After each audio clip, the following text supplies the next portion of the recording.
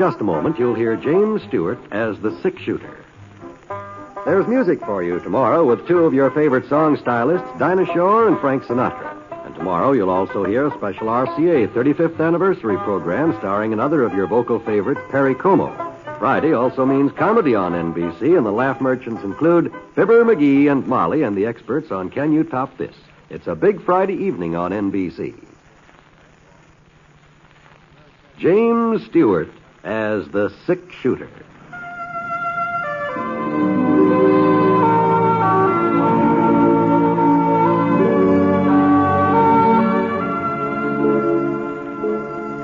The man in the saddle is angular and long-legged. His skin is sun-dyed brown. The gun in his holster is gray steel and rainbow mother of pearl, its handle unmarked. People call them both the six-shooter.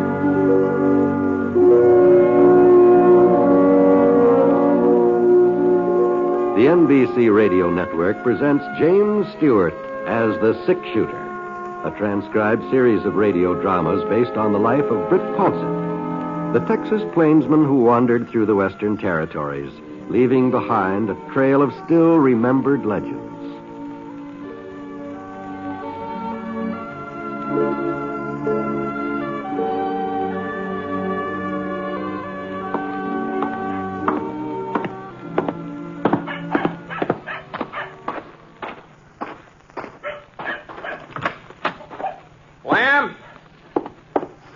Lamb Trot!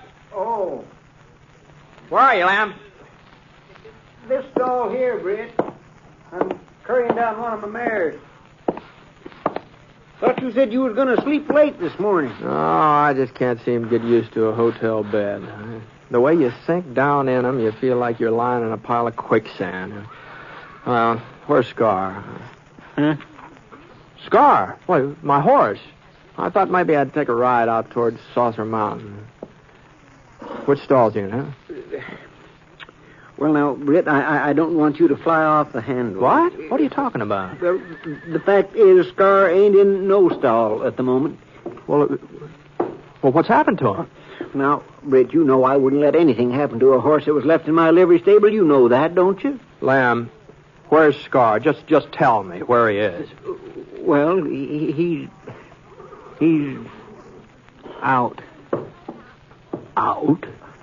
You remember Jess Alden, who runs the Willow Fork Gazette? Sure. Well, sir, Jess and his wife Zoe has got a young lady visiting him. Myra Barker, her name is. She's Zoe's niece. Well, what in the thunder's all this got to do with my horse? Now, there's no need to get your head up, Britt. I'm explaining to you about Scar. Well, you're telling me about some woman named Myra Barker. Now. Well, that's where Scar is at. Myra took him out for a little canter.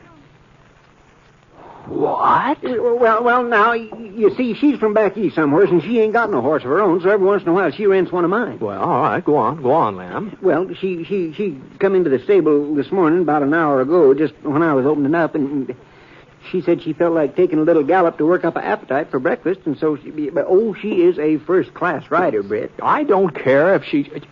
What's got into you, Lamb? The idea of letting some woman ride out of here with Scar. Well, I never heard such a thing in my life. I tried to argue with her, but Miss Barker is a real forceful young lady. She said she was sure you wouldn't mind since she was only going a short ways, and she told me I was to give you the rental fee, and here it is, Britt, 25 cents. I don't want any money, Lamb. I want my horse. Well, they ought to be back, but now Miss Barker usually never stays out more than 30 minutes. Yeah, but now, Britt, don't start fretting about Scar. She'll bring him in all right. I'm not worried about him. He'll come in of his own accord. Of his own accord? What are you talking about? I've had that horse since he was a colt. I broke him myself. Sure, Britt, sure. Why, he won't let anybody else ride him but me. Well, the last time anybody tried to mount that horse, he spooked and he threw the fellow a good 20 feet right straight up in the air. 20 feet? Oh, you don't say. Well, I noticed he acted kind of skittish when she started getting on, but I figured that was because he wasn't used to being rode with a side saddle. Oh, of course he's He's side saddle? You mean she's riding Scar's side saddle? Well, she's a real lady, Britt. Yeah, she a lady. She won't be much of a lady lying out in a bed of cactus somewhere. Come on, we'd better start looking. Yeah, I guess so. Well, I'll take that gelding, and you can take my... Britt! Britt, looky there. This is through the door. See her coming down the street? Well, I'll be darned. Say, I never knew Scar was a trick horse. Neither did I. Well, then where'd he learn that fancy step she's got him doing?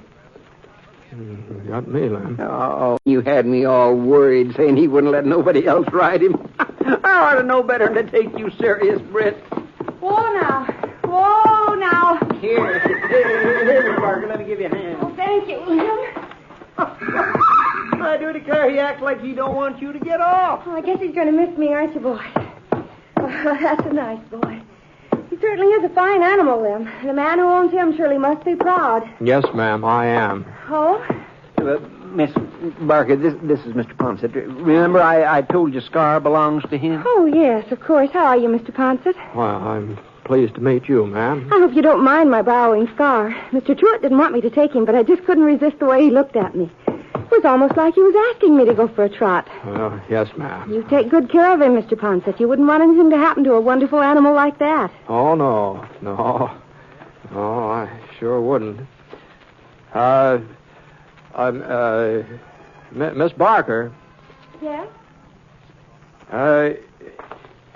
If you'd like to ride him again sometime, why, I'll be staying in Willow Fork for a few days. Oh, that's very kind of you, Mr. Ponet. Lamb here, he'll fix you up when I'm not using Scar. Thank you. Thank you very much. Bye.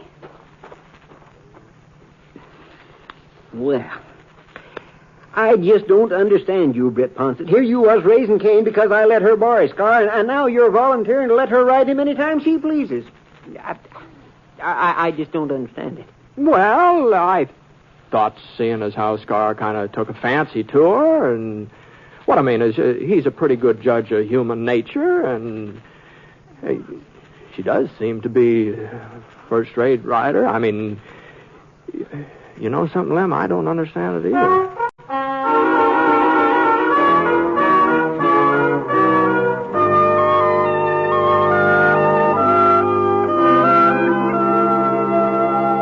She was a nice-looking young lady. There wasn't any doubt about that. And I liked the way she spoke right out. She didn't beat around the bush like a lot of girls a man runs into. There was something about her eyes that... Well, anyway, I put my saddle on Scar, and we headed out towards Saucer Mountain. A couple of miles east of town, we came into a little hollow where nobody would be able to see us. Whoa, boy, whoa. Whoa, now slow down. Slow down. I thought maybe I'd get Scar to do that fancy sidestep he was doing with Miss Barker. All right, now, boy, now. No, come on now. No. Now that isn't good. Come on now. Oh, now, Star, come on now. You were willing to do it for her. Now, come on. Quit that. Well, he just wouldn't do a thing. Acted like he thought I was taking leave of my senses. Oh, quit. I went back up onto the trail, let him travel in the style he was accustomed to. Oh. Must have been about noon the time we got back to town, and I pulled up in front of the cafe. Whoa, boy. Whoa, Scar. Whoa. Doggone you. Oh, Mr. Ponet. Oh, Miss Barker. I was hoping I'd run into you again.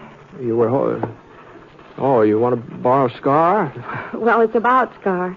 But I won't be borrowing him anymore. Oh? You see, I found out I was wrong to take him this morning. Uncle Jeff told me that in West, a man's horse is something he doesn't loan as a rule. I'm terribly sorry. I didn't mean to be so inconsiderate. Oh, you weren't being inconsiderate, Miss Barker. Back east, they probably have different customs, that's all. Then I'm forgiven? Oh, sure, ma'am. You're very generous, Mr. Ponet. Maybe you'll have dinner with us some evening. Well, So that I can prove to Uncle Jeff that I haven't completely disgraced the family name.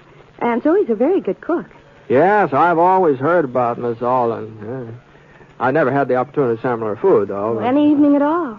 I'm sure you'd be most welcome. Well, since I don't know just how long I'm going to be stopping here in town, maybe I oughtn't to put it off too long. I'm going to be free tonight.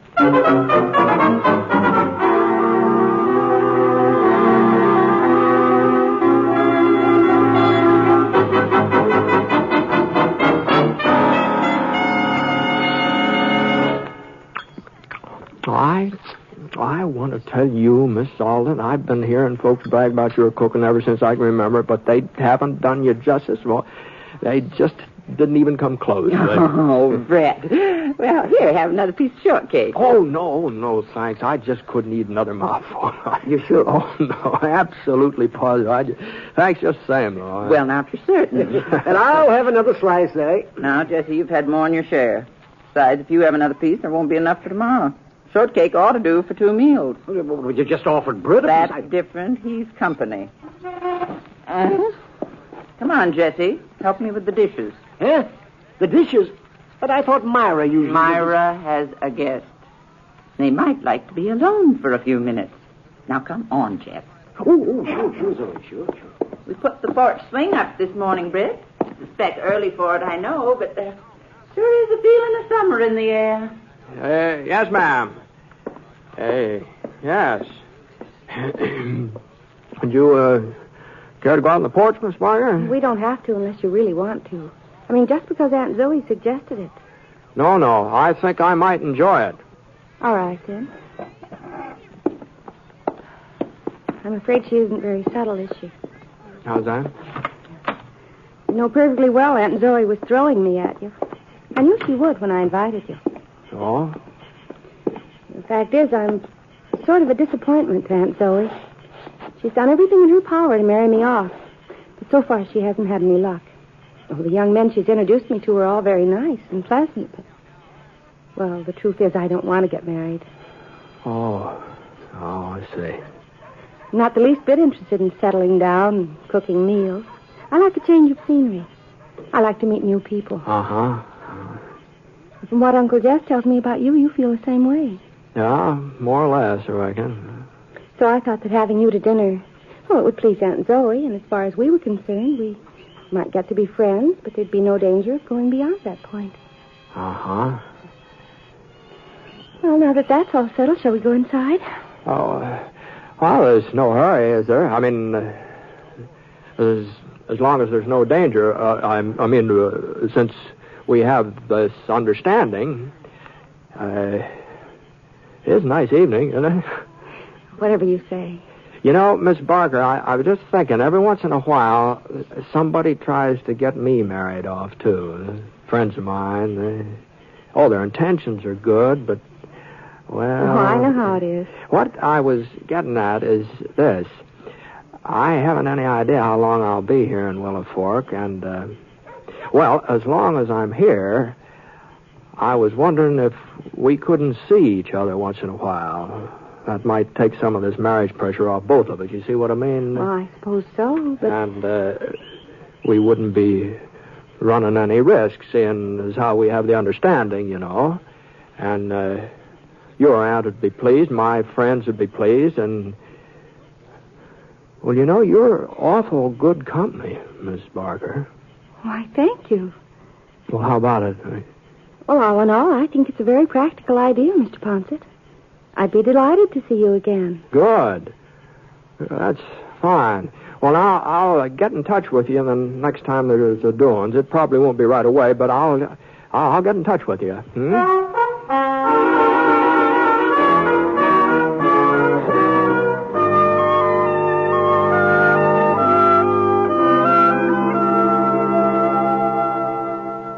You are listening to the last program in our series called The Six-Shooter, starring James Stewart as Brit Ponet, the Texas plainsman whose name is legend in the Western Territories. Now, Act 2 of the story called Myra Barker.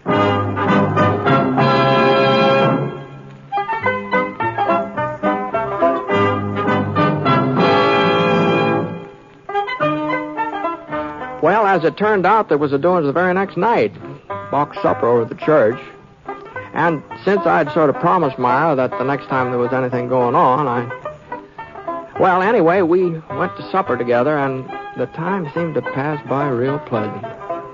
The next night, she was invited to a party at the Peterson house, and Well, now that I look back on it, there sure was a lot of social activity in Willow Fork during the next couple of weeks.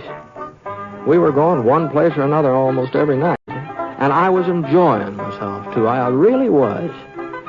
And I was enjoying being with Myra. I didn't realize how much until that evening when I was walking her home from the hayride. Well, Brit? Huh? You haven't said a word since we left the wagon. Well, there doesn't seem to be much to talk about. Oh. Well, here we are. It's pretty late. I won't ask you in. Sure. Good night. Brit, Hmm? what's wrong? You're cross as an old bear. Well, I just don't see why you had to spend the whole doggone evening with Dave Carstairs. Oh? And what were you two giggling all the time about? I don't know. Dave's very amusing. Well, I just don't happen to agree with you on that. Anyway, I brought you to the hayride, didn't I? And if he can't find himself a girlfriend, we ought to stay home. Well, now, just a minute, Brit. Well? Aren't you taking a little too much for granted? We have an understanding. Remember, we're not interested in each other. Romantically. How do you know we're not interested? Leastways, how do you know I'm not? Why, Brit? Well, I guess this is as good a time to tell you as any other. I don't know how it happened. I never thought it could... I don't see... That is, Myra, will you marry me? Oh, Brit. I know you don't care for the idea, but I'm probably the last man in the world you'd ever... But even so, I've got to ask you. You'd better be careful, Brit. I might say yes. I wish you would, Myra. I'd give anything in the world if you would. You're serious, aren't you? I'm just as serious as I can be. But we both said that we didn't want to settle down. That we weren't interested in love or marriage. A man can change his mind, can't he? Myra? I guess if a man can change his mind, a woman can too. Myra, is that you out there? Yes, Uncle Jess. It's time you were coming in, ain't it? It's almost 11 o'clock. I'll be right along. Can't you let him alone for a minute, Jess? I've got to get up in the morning, Zoe, and I need my sleep. I know I haven't got much to offer you, Myra, but I've saved up a little money, enough to get started. I thought maybe I could buy us a ranch. That is, if you'd like ranch life. Well, I haven't said I'd marry you, Brit. But I thought, well, you said you felt the same way I do, didn't you? I'm in love with you, Brit. I'll admit it. Well, But then... we're not children. We're used to living our own lives, and we've never put down roots, either one of us. Well, it's high time we did. I've got to think it over. Just let me sleep on it. Tomorrow night, I'll tell you then. Oh, you'll say yes, Myra. You've just got to. I don't know, Brit. I don't know.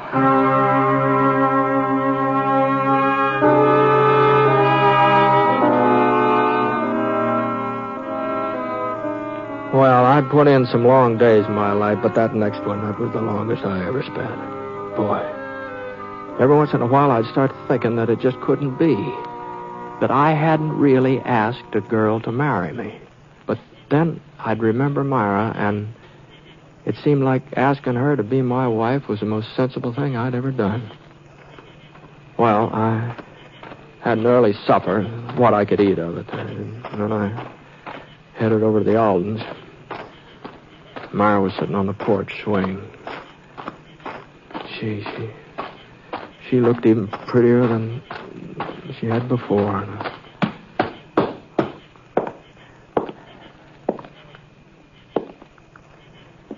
Hello, Myra. You're early, Brit. Yeah, I guess I am. I thought maybe you'd be late, or maybe you wouldn't come at all once you'd had a chance to think things over. Well, it wasn't me who had the thinking to do. Well, Myra... I'll marry you, Brit. Oh. I couldn't turn you down even if I thought it was best. Even if I knew it was. Oh, this is the best. Is it? Are you sure the day won't come when you're sorry you're tied down, when you're sorry you can't go off on a cattle drive to Kansas, or you can't head over to a new mining camp in Nevada, or you You can't just be by yourself when you want to. No, I've had my share of cattle drives and mining camps, more than my share. And I don't want to be alone anymore, Myra. And besides, settling down will be just as hard for you as it is for me, you know. Your life will be changed, too. It won't be as hard. A woman has roots even if she doesn't realize it. They're there all the time, waiting to take hold. And when if she has a home and a family, forgetting everything else is easy. She does her traveling and her dreaming and her wanting through her children. No, Brit, it's harder for a man. But I'll manage it. And the day won't come when you'll want to get in the saddle and ride up as far as the snow on the mountains. The day won't come when somebody will ask you for help, you and your six-shooter, a friend who needs you. You'll just have to do without. Well, maybe someone like Sheriff Jennings at Eagle Falls, a friend like him. What makes you mention Sam Jennings? You don't even know him, do you? A man came into the Gazette office this morning while I was there. He was from Eagle Falls. He'd said that had some trouble there over a month ago. A shooting. Well, if it was a month ago... The sheriff was wounded, and the man who did the shooting has a grudge against you. He was looking for you. That's why he came to Eagle Falls. Prescott, I think that was the name the man mentioned. Bide Prescott? Yes, that was it. Does he have a grudge against you, Britt? He did have. If the sheriff's wounded and wants you to come over to Eagle Falls to help him... Does Sheriff Jennings want me? The man in the office said he did. There's nobody else to go after Prescott, is there? I don't know. You'd like to go after him, wouldn't you? No. But you feel you should, don't you? But Prescott isn't here. Eagle Falls is over 100 miles away. You haven't answered me, Brett. Do you feel you ought to go after him? Well, if what you say is so, if Sheriff Jennings got wounded on my account, if there's nobody else... Go ahead, Brett. Go on. To Eagle Falls. Do you want me to go? Yes. Yes, I want you to. But it shouldn't take long. I'll come back. No. What? Don't come back, please. But I don't understand. There'll always be a Bide Prescott or a Sheriff Jennings. There'll always be someone or something calling to you, taking you away from me. Oh, you'd turn them down, you'd shut your ears, but you'd still hear it, Britt. And inside you'd feel that it was me that was holding you, and it would be me. No, Myra, I wouldn't blame you. I'd blame myself. And I wouldn't like myself very much for doing it to you. Don't you see, Britt, we're lucky this happened tonight, that we found out in time. No, Myra, Please, Britt, don't come back. Don't. Please don't.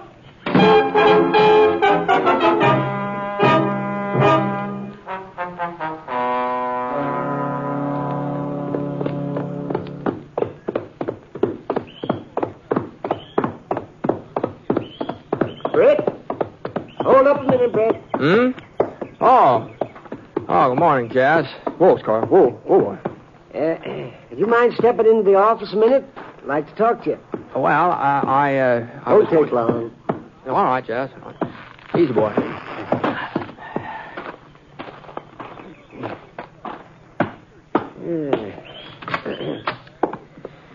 Sit down, Britt. No, I'm kind of restless today, Jazz.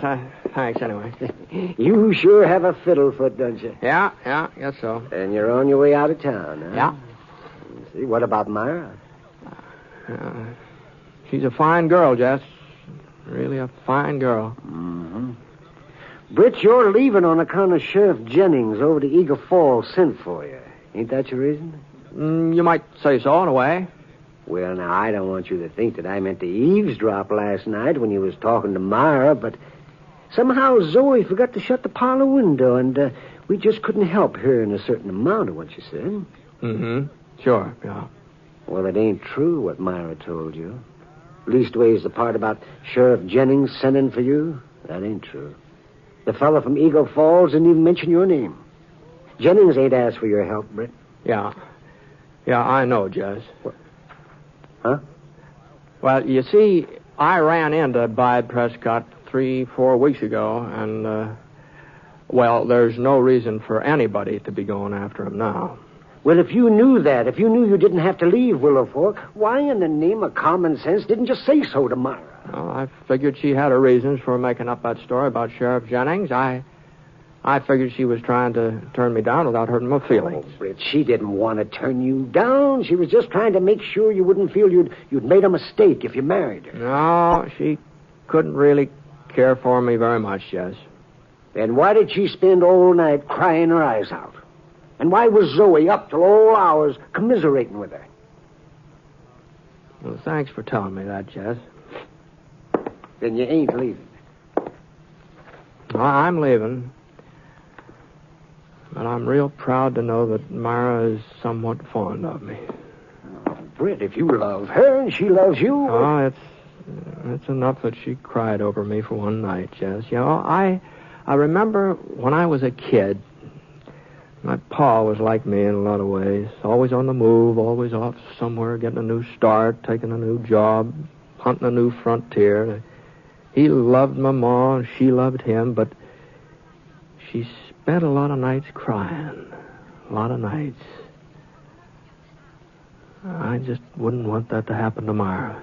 There's no reason it should. Yeah? Yes. Yes, there is. When she was telling me that story about Sheriff Jennings wanting me to come over to Eagle Falls, I looked at myself real hard, and I knew that if it had been true, if Sheriff Jennings really had sent for me, well, it had been pretty hard for me to turn him down.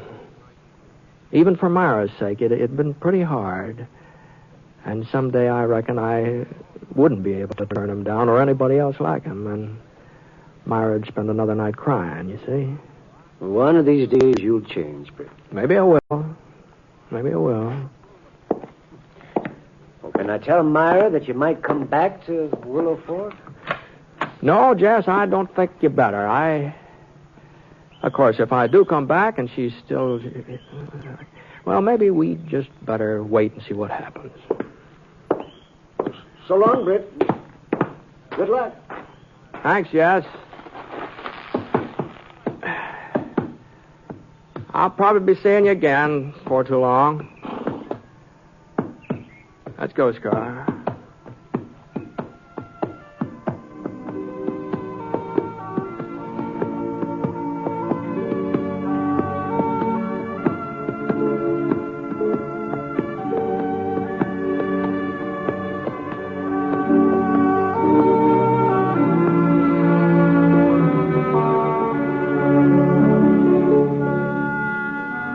This is the last program in the current series of The Six-Shooter, a transcribed NBC Radio Network production in association with Review Productions. It is written by Frank Burt and is based on a character created by him. Mr. Stewart may currently be seen in the Universal International picture The Glenn Miller Story. Others in the cast were Virginia Gregg, who played Myra, D.J. Thompson, Howard McNear, and Parley Bear. Special music for this program was by Basil Adlam, and the entire production is under the direction of Jack Johnstone. All characters and incidents were fictitious, and any resemblance to actual characters or incidents is purely coincidental. It's been good to be with you with the Six-Shooter each week, and I hope that sometime, somehow, we can do it again. This is John Wall speaking.